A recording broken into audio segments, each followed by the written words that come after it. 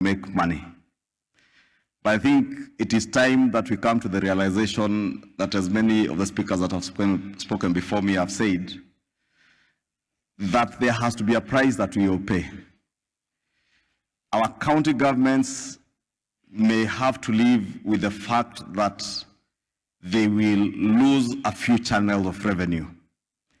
And so will the national government.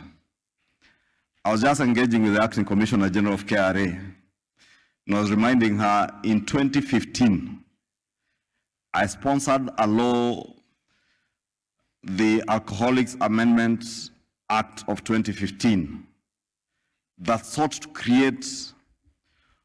to do two things, three actually. One was to declare alcoholism as a disease, because indeed alcoholism is a disease. And we are asking our religious leaders to preach to our young people the dangers of alcoholism and try to speak them out of alcoholism. But you cannot speak someone out of a disease. You cannot preach someone out of a disease. You have to treat them. And therefore, I want to agree with the speaker who spoke from Nakada that we must work together with our county governments to ensure that we establish rehabilitation centers as treatment centers in all our counties in this region to treat those of us who are sick from the disease of alcoholism. The second objective of that bill or act of parliament was to make alcoholic drinks that are healthy affordable to many of our people. And we created a provision within our laws, the Excise Duty Act, to give 90% excise duty remission to beers that were produced from sorghum and millet. And the Honorable CS, who was then the senator for Tharaka Nithi, I engaged him because many of his farmers had suffered because they could not market the sorghum and millet that they were growing, especially the sorghum that they grow in Tharaka Nithi and parts of Kitui County and parts of Kericho, not Kirinyaga. But then successively, Your Excellency, our own government, between 2016 and 2021, in every finance bill we have targeted excise duty, the same excise duty on that beer. It's now, I think, at a 50% remission. And looking at data from beer manufacturers and even from KRA, they will tell you, successively, national government revenues from excise duty on alcohol has been going down. The uptake of second and third generation alcoholic drinks has also been going up. Therefore, there is some correlation between higher taxes on parts of the alcoholic drinks that are being sold and the uptake of illicit drinks. And therefore, there are hard decisions that we must make. And that we will not do with just KRA, we will not do by pointing fingers at our administrators and our police, who will in turn, as I was saying in the holding room, Your Excellency, the police will point fingers at the judiciary will point fingers at the county governments, and for those of us who are members of parliament and MCAs, we will point fingers at everybody. But that does not give us a solution. And therefore, I want to pray, Your Excellency, that these forums will come up with tangible and long-term solutions to the problem that bedevils not just our region, but our country.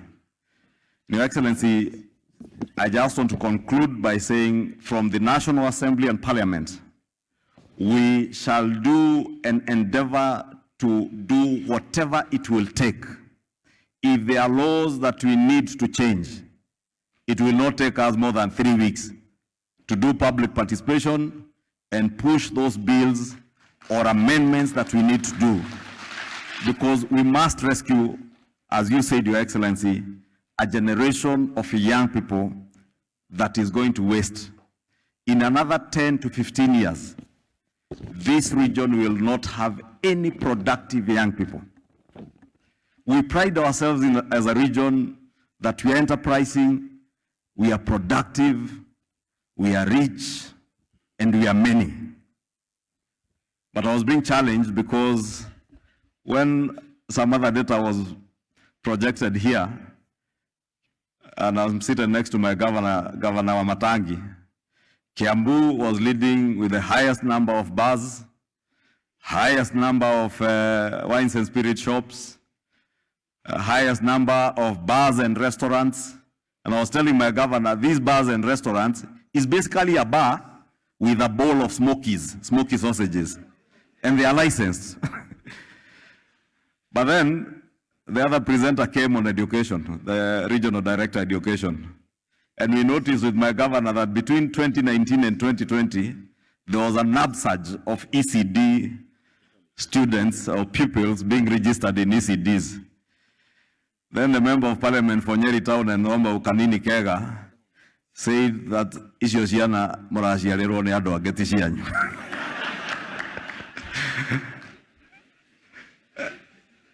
But I want to confirm, Your Excellency, that those children registered in ECD centers in Kiambu are our children. We are siring those children. It is not outsiders who are siring those children for us. And we want to continue siring these children, Your Excellency. And therefore, I am saying that because Kiambu, we must look at Kiambu in a very special way,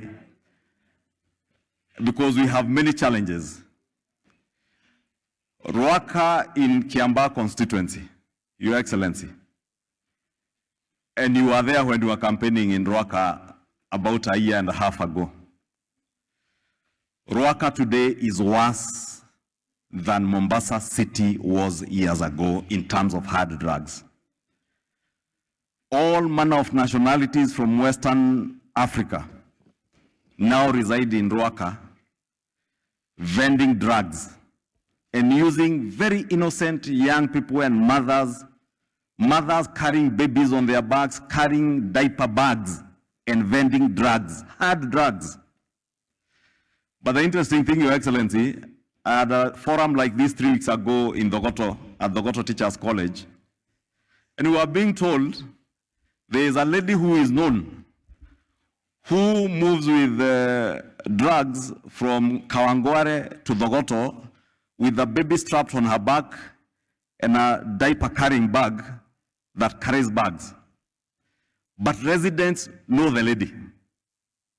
The police, of course, know the lady. The chief, definitely, if the population, the people know, the chief must also know. But she's untouchable. That is a story in every village in our region, Your Excellency. And that's why I'm saying, let us not point fingers at the police, let us not point fingers at our administrators, let us not point fingers at our governors, let us point fingers to ourselves, all of us collectively, and say that we have failed. But it is time to now act. I was saying Kiambu, because of our proximity to Nairobi, we are a special case, and you must look at us as a special case. We are more endangered in this region more than any other county in the region, Your Excellency, and we will plead that whatever you do from our county commissioner, let us put a lot of effort in Kiambu. With those very many remarks, Your Excellency, rest assured that whatever we have to do as members of parliament, both in the National Assembly and in the Senate, we shall do to make sure that we have legislative proposals and interventions that will help to cure our nation from this cancer of alcohol, drugs and substance abuse. With those many remarks, asanteni sana na Mungu awabariki. Tumuongezee makofi. Asante for that assurance from the National Assembly.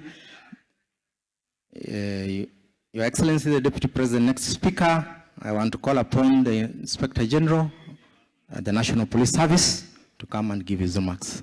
Karibu Banaiji.